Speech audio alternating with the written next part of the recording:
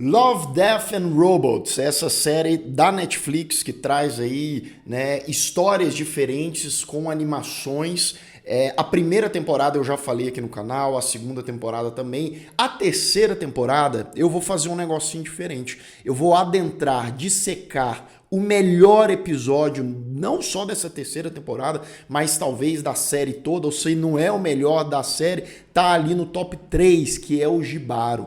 Como esse episódio, essa história, tá em uma série, então a gente vai para aquele quadrinho. E afinal de contas, que diabo de série é essa?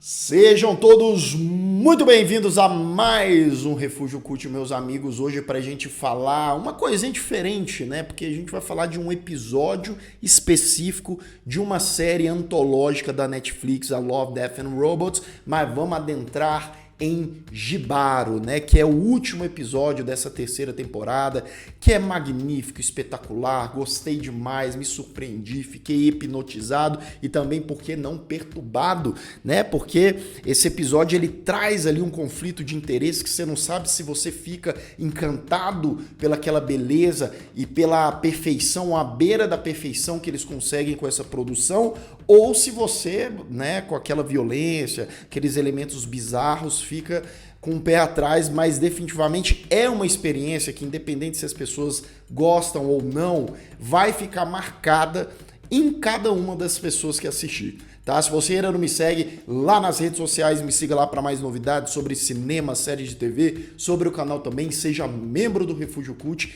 Claro, se você puder e quiser, que ajuda demais o canal, tem acesso a conteúdo antecipado, as pessoas ficaram sabendo que esse vídeo ia sair bem antes do lançamento, além de lives exclusivas para os membros também. E deixa o seu likezinho aqui, que é de graça, rápido e ajuda demais o canal.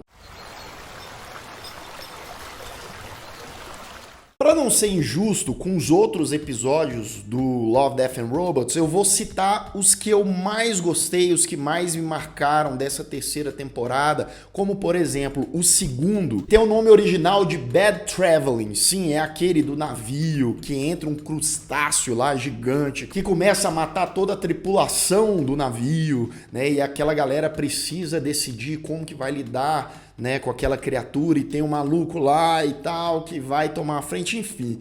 Esse aqui eu achei muito legal, é a atmosfera de terror que está presente quase que o tempo todo, e é um filme dirigido, uma animação dirigida por ele, David Fincher, sim, grande diretor, que é produtor executivo dessa série, juntamente com o Tim Miller. Então os dois, eles meio que tomaram o projeto, colocaram, né, os seus nomes em Love, Death and Robots, e eu acredito que pelo sucesso que essa série tá tendo, a repercussão, a gente vai ter várias outras temporadas aí adiante, né? Tomara que com episódios cada vez melhores.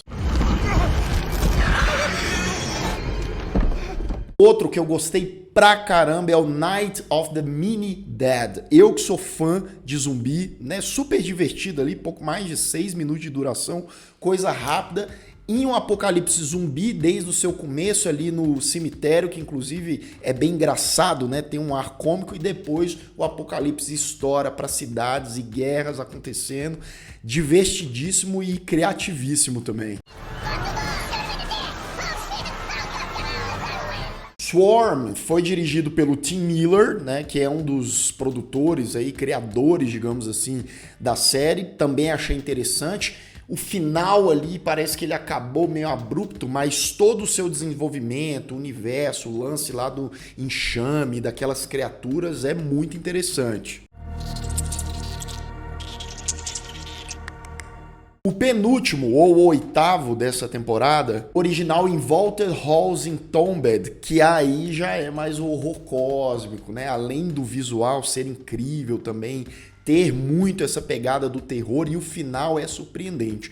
Quem gosta de HP Lovecraft com certeza deu um grito no final, mas vamos pro que interessa. Vamos falar de Jibaro. Lucas, Jibaro, né? Uma dúvida que tenho certeza que todos vocês devem ter. Tem alguma coisa a ver com Jiraiya? Não, não tem nada a ver. Jibaro, na verdade, é uma palavra porto-riquenha. Sim, essa história aqui de Jibaro se passa numa floresta em Porto Rico.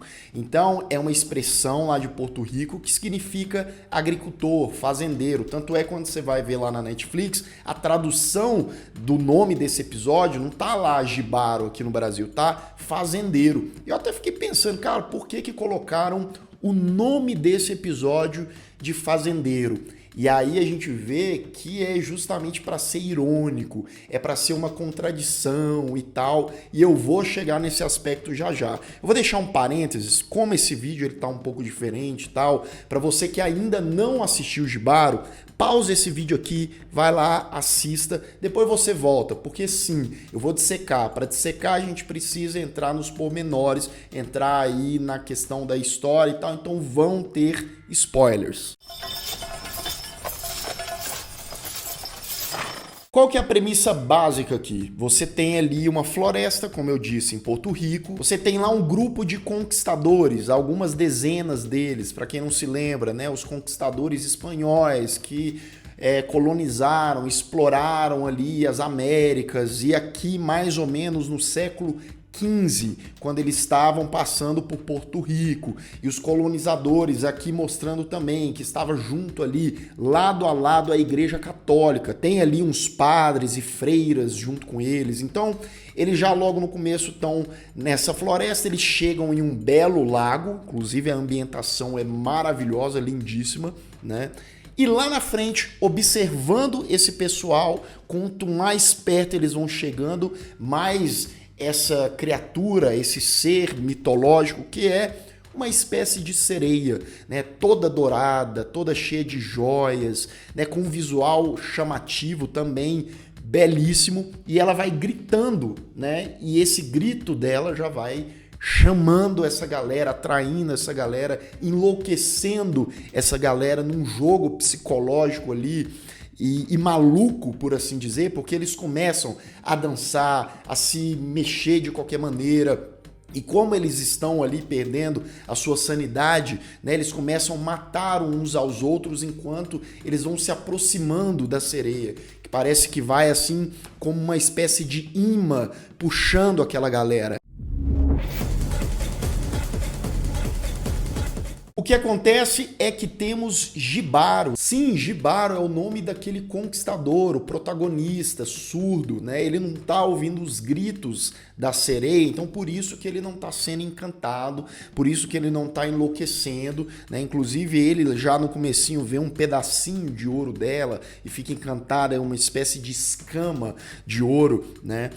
E aí a gente vai dar seguimento a essa história já já, mas eu quero entrar nos pormenores. Quem é que fez isso aqui? Por que fez? Da onde que surgiu? O diretor e roteirista de Jibaro é o Alberto Mielgo. Ele é espanhol, de Madrid. Ele, à frente do estúdio Pinkman TV, também espanhol, produziram, realizaram o Jibaro, assim como realizaram o The Witness. Lembra? Só que a gente tem um upgrade, né? Um baita de um upgrade.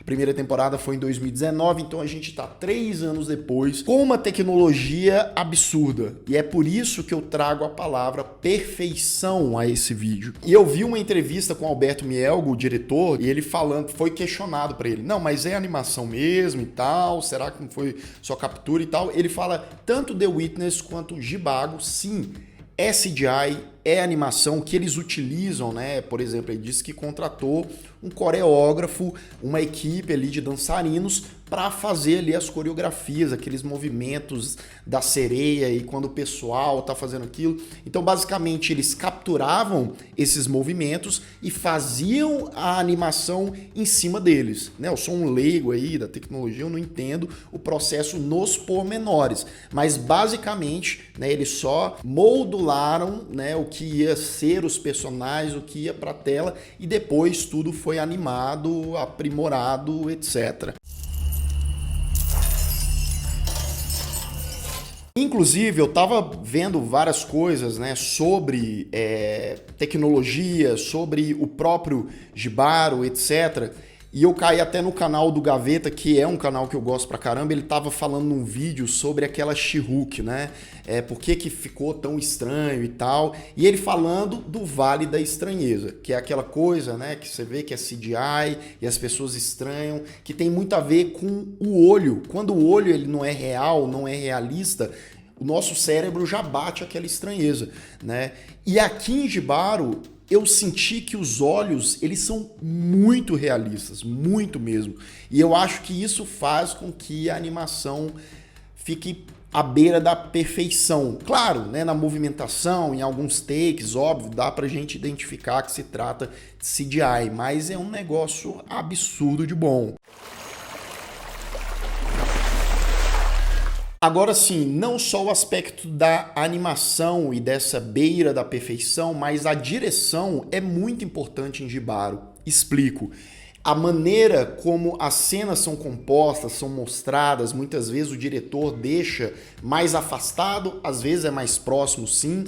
A câmera, nota que ela é mais subjetiva, como se ela fosse tremida, como se tivesse de fato alguém filmando. Mais uma vez um elemento que diretamente, na verdade, falando, né, lembra como se fosse um filme sendo gravado mesmo, apesar de ser uma animação, né? Mais uma vez, o realismo.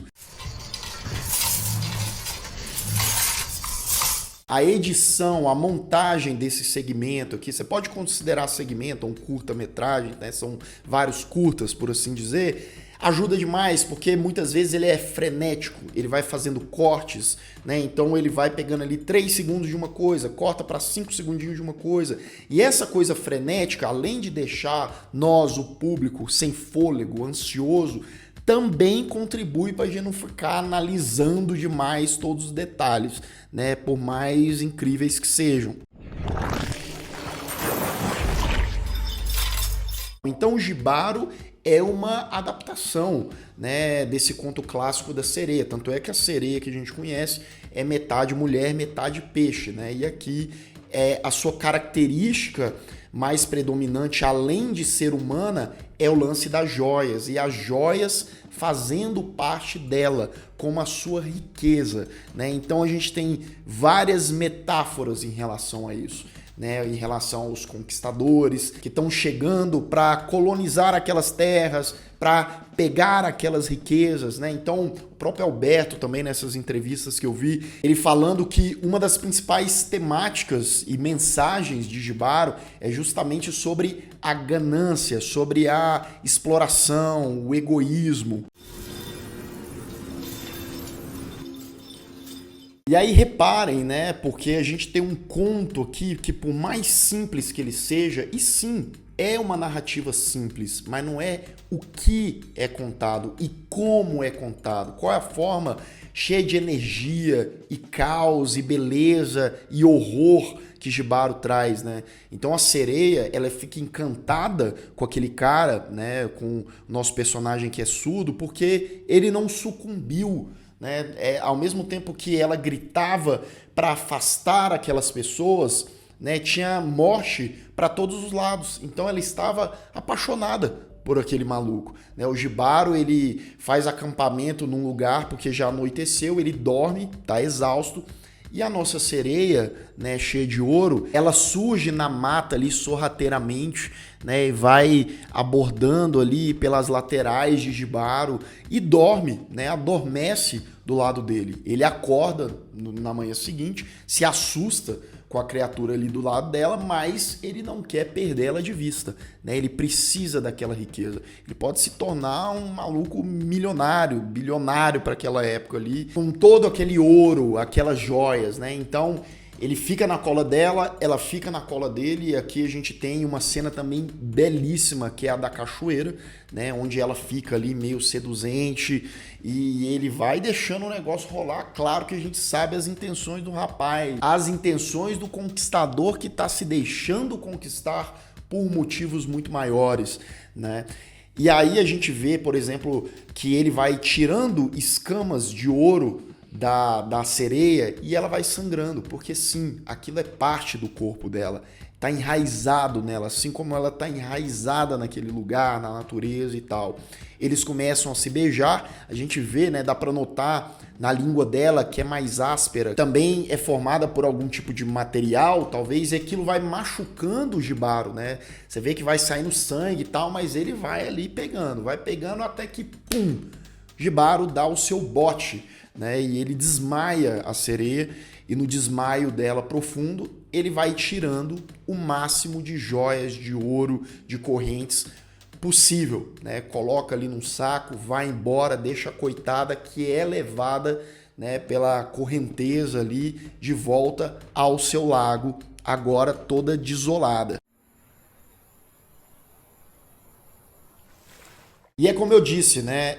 Aquela sereia, ela faz parte daquilo. Ela é como se fosse uma forma física de toda aquela natureza. Então as águas, elas se enfurecem completamente. E é por isso que a gente tem aquelas águas, aquele sangue, né? Que vai tomando ali todo o rio, o lago, enfim, as correntes. Inclusive Jibaro para uma certa hora ali para tomar um pouco de água, né? E aí ele percebe que naquela água já está o sangue daquela natureza. Ele está tentando roubar essa riqueza. No que ele toma esse sangue, a audição dele volta, né? Só que volta com tudo, ele fica perturbado e a sereia já está ali frente a frente com ele mais uma vez. Só que agora, coitada, carcomida, xoxa, capenga, né? Com toda ali, meu Deus, fui enganada, né? Esse cara me roubou e tal. E ela começa a chorar de desespero e o seu choro, o seu grito,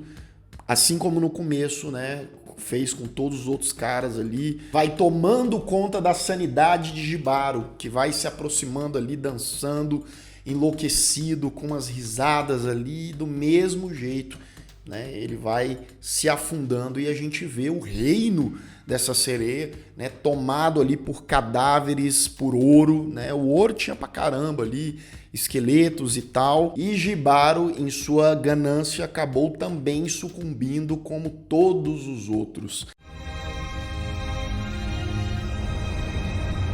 É um conto, né? Um conto feito com maestria, com uma riqueza de detalhes e tal, que é impressionante. Eu vi duas vezes, uma seguida da outra, para tentar pegar o máximo possível de coisas, e é cada vez melhor, é cada vez mais impressionante. Esse é Jibaro.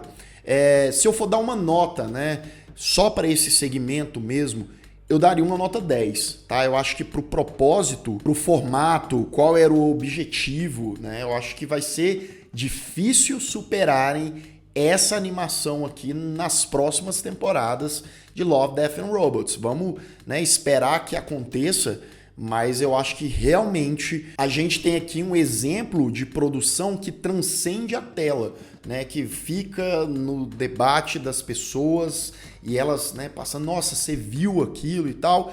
E você, o que você achou de Jibaro? Você gostou? Você se impressionou? Você tem interpretações diferentes dasquelas que eu trouxe aqui em relação à ambição e tal, à natureza, os seres humanos, né? Porque, resumindo tudo, né, basicamente é esse. É a natureza versus seres humanos também. Ou você, por acaso, não gostou muito, por algum motivo, alguma coisa não te pegou, também tem as suas críticas, deixa aqui embaixo. E se você ainda não é inscrito aqui no canal, se inscreva aqui embaixo, clique no sininho para receber todas as notificações e deixe o seu like, que ajuda muito o Refúgio Cult. E eu vou ficando por aqui. Caso você tenha perdido os últimos vídeos do canal, estão aparecendo bem aqui do meu lado, é só clicar e assistir. Caso o YouTube não tenha te mandado, um grande abraço e até mais.